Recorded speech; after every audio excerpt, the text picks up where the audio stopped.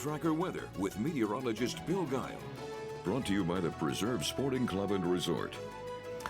Good evening, everyone, and it was quite a delightful night out there weather-wise. And you know, next Saturday I kind of peeked ahead and things are looking pretty good at this point as well. Maybe not quite as warm, but it certainly still looks to be on the mild side. I'll show you all this as we get into our forecast. But for today, we had a good deal of sunshine, and then the high clouds started coming in through the afternoon. And now those clouds are beginning to get a little bit of moisture creeping up across Long Island. Bridgeport did report a light shower within the past hour, and it's kind of heading in our direction for the overnight, but not a lot of water. Don't hold out hope for taking care of any of the drought situation that's going on.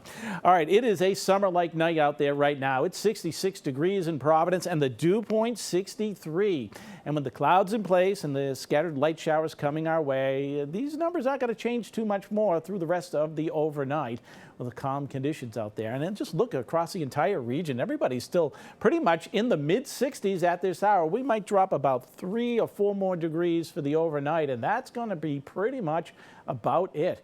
And there's even more warm air to be found as you go off to the west through the Ohio and Tennessee Valley. So that's coming in our direction for tomorrow. And you'll notice the mugginess a little more so than today, as basically a warm front is really kind of crossing northern New England at the present time. So here's what we're looking at as we play this out.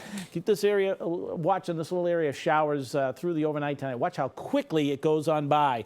Boom. It doesn't make much progress northward into southern New England. So we're just going to see a few scattered showers overnight tonight, and the clouds clear away quickly tomorrow morning with sunshine to follow and very warm temperatures.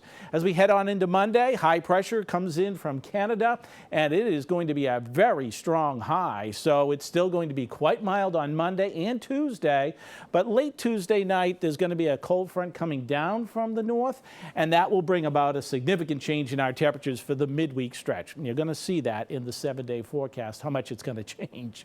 All right, here's what's happening in the near term. Again, notice around 2, 3 o'clock in the morning, we'll start to get a few sprinkles creeping into the area, but our temperatures are pretty much going to stay mostly in the low 60s. And see, look at the showers really don't get much further north than Washington County.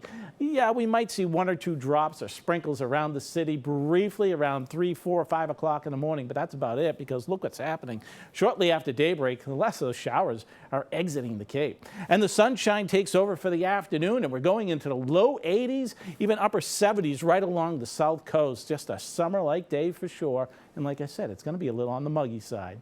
Now, Monday morning, going back to school, a little bit cooler to start the morning off, but still really not too bad. Mid-50s. And for the afternoon, we're right back into the upper 70s. All right. And as I said, not a lot of water coming through from the rain showers overnight tonight, barely less than 1/10 of an inch everywhere. So yeah, just a few drops, just enough to dampen the ground.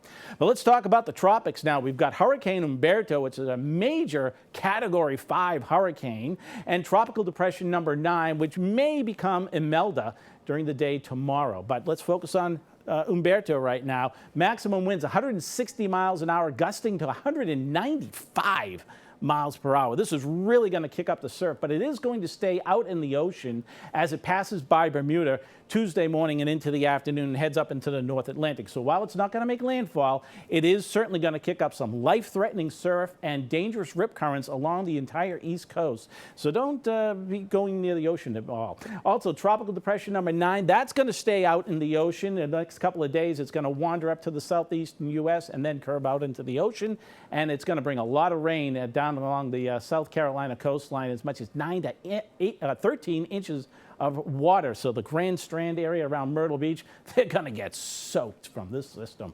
A lot of flooding will be taking place down there, but not us. We are going to stay high and dry all week long. Temperatures mostly in the 70s through Tuesday, but then much cooler Wednesday and Thursday, highs only in the low 60s before we warm up again towards next weekend.